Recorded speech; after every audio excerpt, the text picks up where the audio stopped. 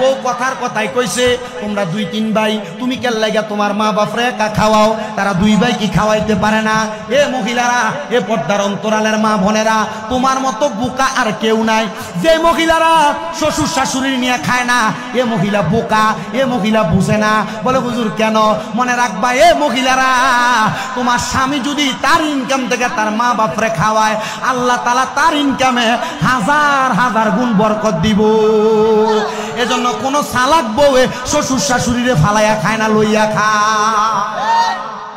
আব্বাজি, যারা ওই মা বাবারে খাওয়াও না, আম্মা আব্বার জুদা করে দিছ, আম্মা আব্বা সকালে তোমার ঘরে, দুপুরে বড় ভাইয়ের ঘরে, বিকালে মেজো ভাইয়ের ঘরে খায়, আম্মা আব্বা এক এক বেলা এক এক ঘরে খায়। আব্বা দে তোর পাউডি আমার সামনে দে, আমি আমার জিব্বা লাগে তোর পাও পরিষ্কার করে দিব। আজকে এখান থেকে বাড়িতে যাইয়া মা বাবার পায়ে ধরবা, ধরে কইবা মা এখন থেকে আর জুদা খাওয়াইন না, এখন থেকে আর আলাদা খাইয়েন না। ও মা, আপনার কাছে আমার আবদার, মাগো আপনি এখন থেকে আমার ঘরে ভাত খাইবেন। আরে মা বাবার খানা নিয়া, খানা কে খাওয়াইবে এটা নিয়ে ভাগাভাগির মেল বিচার হয়।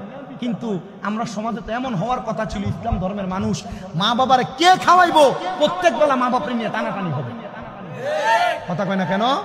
কিন্তু মা বাপরে ভাত খাওয়ানি নিয়ে টানাটানি হয়। আমি খাওয়াইতাম না, তে খাওয়াইবো, তারা জায়গা জমি বেশি দিছে লেগে তে খাওয়াইবো, তার কামাই বেশি তে খাওয়াইবো, আমার কামাই নেই আমি খাওয়াইতাম পারতাম না। আব্বাজি কলিজার ভিতরে লাগে যখন কোনো মা বাবা খানা পায় না, সন্তান তাদেরকে ধমক দেয়, চোখের পানি টপ করে ছেড়ে দেয়, আব্বা কষ্ট লাগে। মনে রাখি একটা কথা কইয়া দিয়া